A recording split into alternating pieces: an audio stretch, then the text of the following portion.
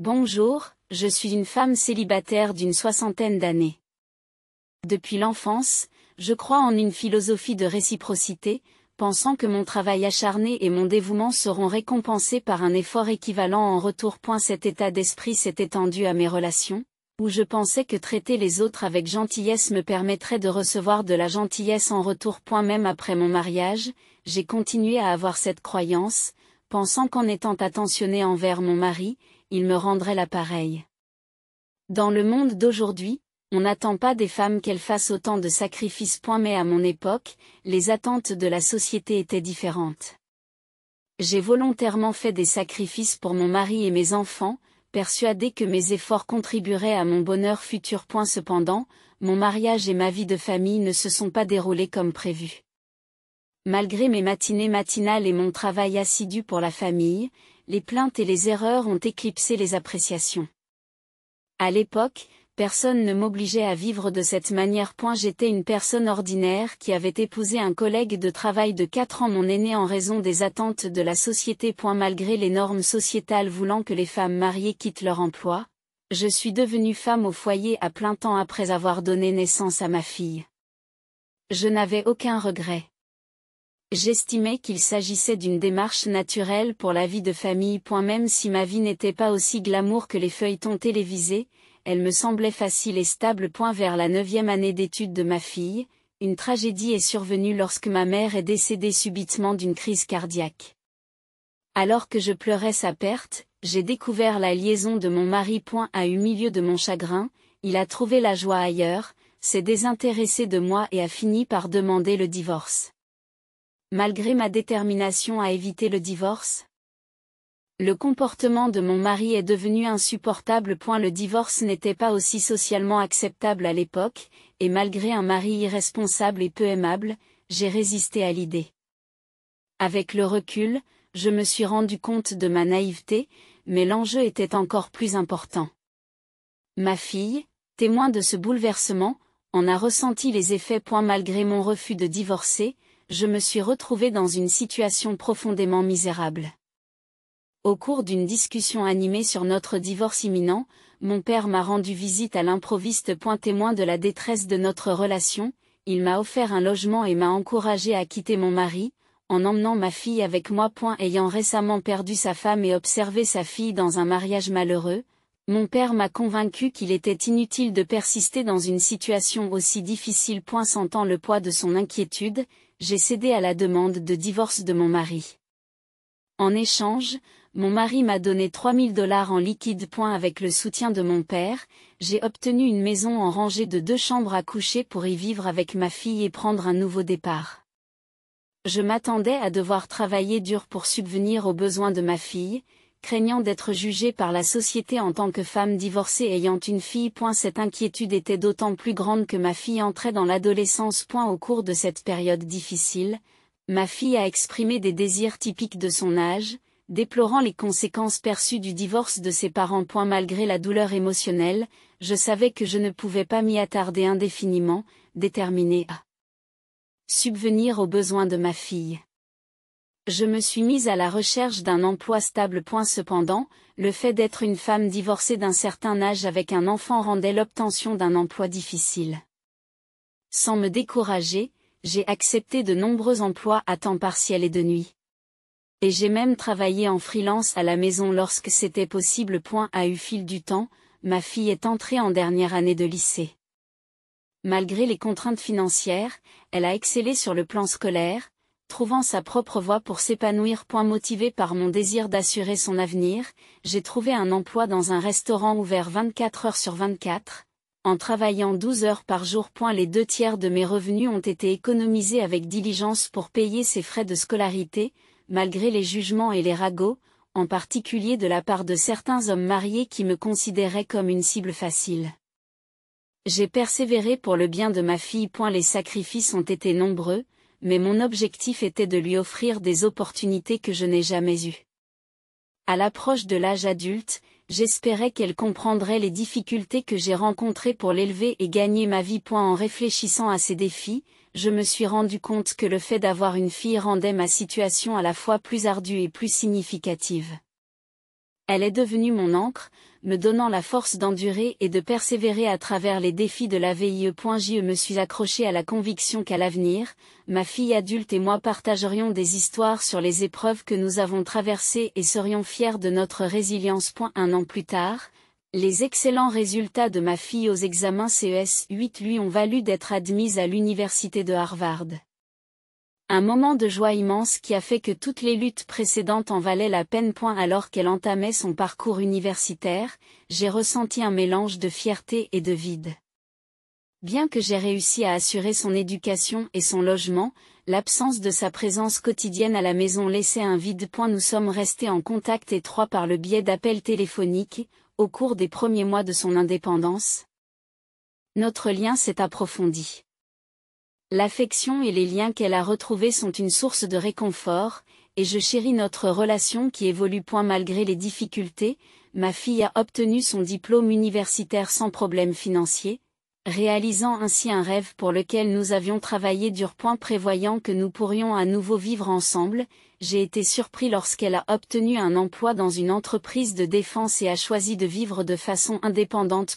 Pour la soutenir, j'ai contracté un prêt bancaire et contribué à l'achat d'un appartement près de son lieu de travail. Tandis que je vieillissais et adoptais une apparence plus discrète, ma fille s'épanouissait car ce succès lui apportait un immense bonheur, renforçant l'idée que mes sacrifices avaient porté leurs fruits. J'ai trouvé mon bonheur dans ces réussites, comprenant le sentiment des gens qui disent oublier la faim dans les moments de joie. Malgré le soutien financier dont elle a bénéficié tout au long de ses études, la perspective de son mariage est devenue une nouvelle responsabilité financière.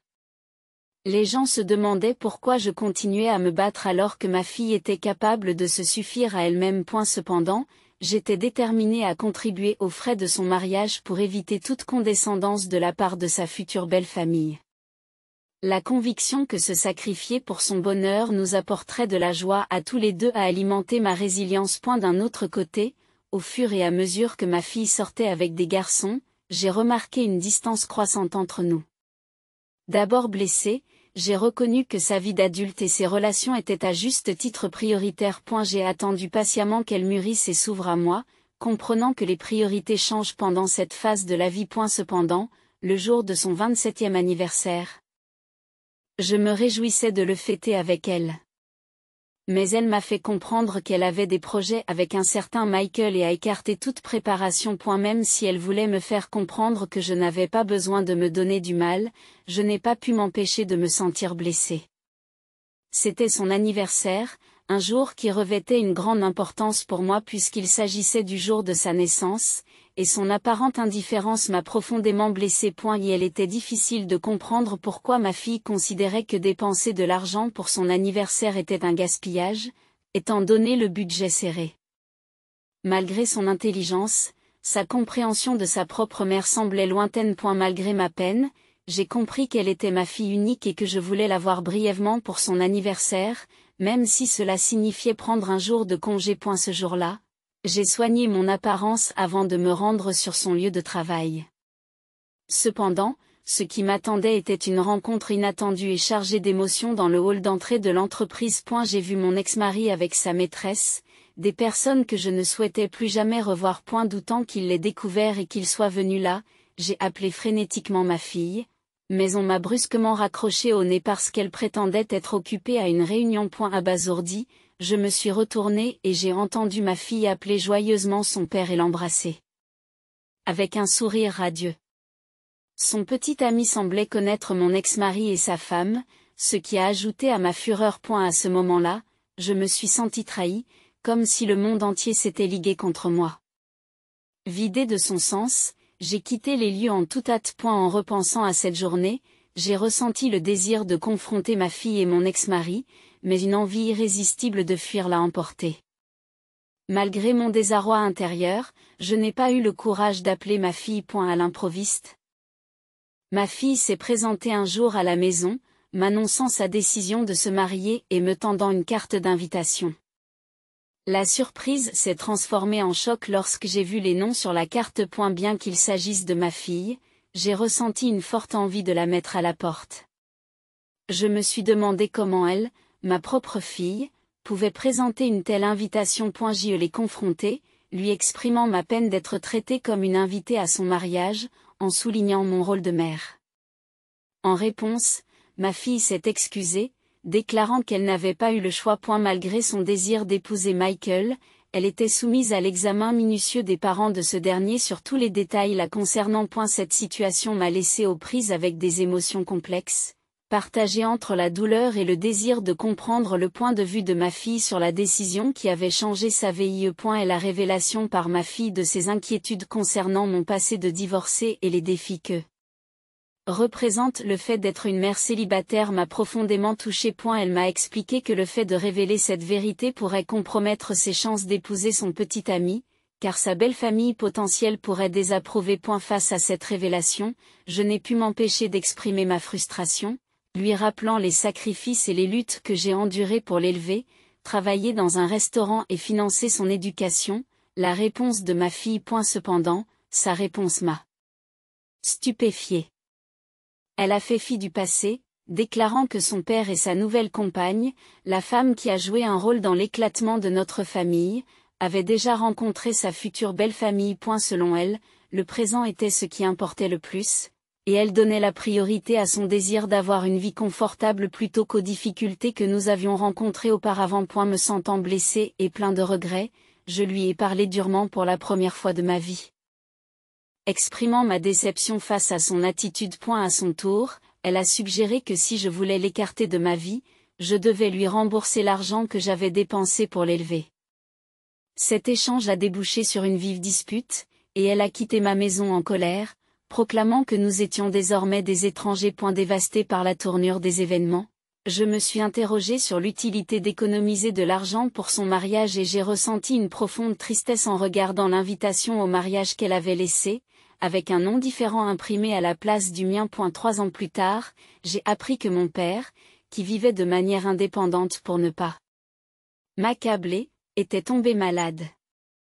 Malheureusement, je n'ai appris son état qu'après son décès. Et la prise de conscience d'être une fille pauvre pour lui m'a frappé de plein fouet. Quelques mois plus tard, j'ai hérité d'un petit appartement où il avait vécu, un rappel doux amer des liens familiaux et des luttes qui ont façonné ma vie. En réalisant que j'avais économisé l'argent du mariage de ma fille sur le compte d'épargne, j'ai décidé qu'il était temps de vivre pour moi-même, même si cela me semblait un peu tard dans la vie. J'ai réfléchi à l'idée que, dans le monde d'aujourd'hui, faire confiance à un seul enfant et se sacrifier pour lui n'était peut-être pas la voie la plus gratifiante. Je me suis rendu compte que je devais donner la priorité à mes propres désirs et besoins avant qu'il ne soit trop tard pour profiter de la vie. Alors que j'envisageais ce changement de perspective, un courtier immobilier et ami proche du restaurant où je travaillais m'a suggéré de réfléchir à ce que je voulais vraiment faire, en dépit des attente de la société qui veut que les femmes se sacrifient. J'ai ressenti le désir de me libérer de ce moule et de vivre pour moi-même.